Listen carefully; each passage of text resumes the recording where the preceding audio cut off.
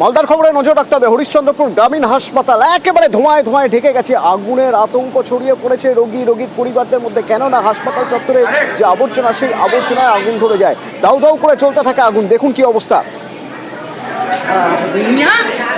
সেবক রয়েছে আমার সঙ্গে। সেবক, কি অবস্থা এখন?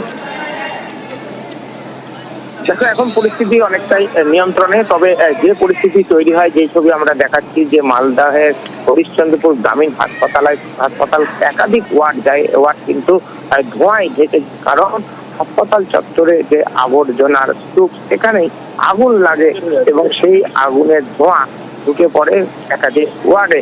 হঠাৎ করে কেন ওয়ার্ডে ধোঁয়া ঢুকছে, কি করে ধোঁয়াময় হয়ে গেল মুহূর্তের মধ্যে ওয়ার্ড, ফলে স্বাভাবিকভাবে আতঙ্ক ছড়ায়। কারণ রোগী যারা চিকিৎসাধীন ছিলেন তারা বুঝে উঠতে পারেননি হঠাৎ করে কোথায় থেকে কিভাবে ধোঁয়া আসছে। আগুন আতঙ্ক ছড়ায়, অনেকেই শ্বাসকষ্টজনিত সমস্যা উপলব্ধি করতে পারেন, যেহেতু ধোঁয়ায় ভরে যায় চতুর্দিক।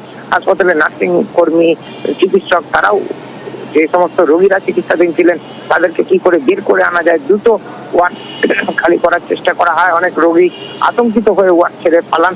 সব মিলিয়ে ব্যাপক আতঙ্ক ছড়ায়।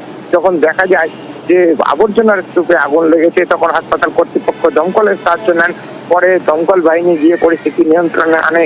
এই ঘটনায় প্রশ্ন উঠছে হাসপাতাল চত্বরে এই আবর্জনা জমে থাকা নিয়ে। যদিও বিএমএইচ দাবি করছেন হাসপাতালের বজ্র ব্যবস্থাপনার নিজস্ব একটা বন্দোবস্ত রয়েছে, সেখানেই নির্দিষ্টভাবে আবর্জনা জমা হয়, কিন্তু এক জায়গা থেকে আরেক জায়গায় আবর্জনা নিয়ে যাওয়ার ক্ষেত্রে কখনো গাড়ি থেকে পড়ে বা অতিরিক্ত কিছু আবর্জনা তৈরি হলে সেরকমই কোনো জায়গা থেকে হয় কেউ বা কারা হয়তো অসাবধানতা বশত সিগারেট বা আগুন কোনো কিছু ফেলেছিলেন, এমনটাই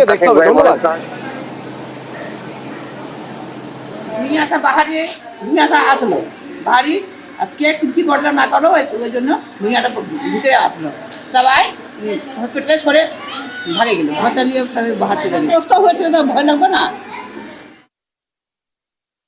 হঠাৎ করে আমরা ডিউটি অবস্থায় ধোঁয়া দেখতে পাই, এখন ছড়িয়ে গেছে ওয়ার্ডে। সেই মুহূর্তে আমি ও কর্তব্যরত যারা আমাদের সিস্টার দিদিরা রয়েছেন, দাদারা রয়েছেন, সবাই মিলে পেশেন্টকে ইভ্যাকুয়েট করার জন্য লেগে পড়ি। তো একটা মাকে বের করতে গিয়ে আমি নিজেই স্বস্তি বোধ হচ্ছে। এই মুহূর্তে শ্বাসকষ্ট হয়েছিল, কারণ ধোঁয়ায় ভরে গেছিল। আগুন ওয়ার্ডের পিছনে কোথাও একটা লেগেছিল, আমরা ধোঁয়াই দেখতে পেয়েছি চারিদিকে। হাসপাতালের পিছনে স্তূপ জমে, পরিষ্কারও করা হয়।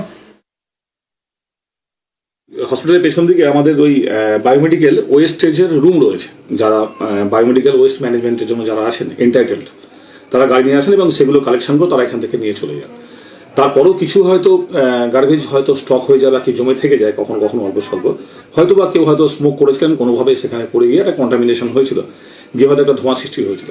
যখন আমরা জানতে পারি, আমরা একদম প্রম্পট অ্যাকশন নিয়ে, মানে তাড়াতাড়ি করে আমার সমস্ত অ্যাকশন নিয়ে আমাদের সমস্ত স্টাফ সেই ধোঁয়াটাকে নিভিয়ে আমরা উইদিন 5 থেকে 10 মিনিটের মধ্যে সেই ধোঁয়াটাকে আমরা কন্ট্রোল করি।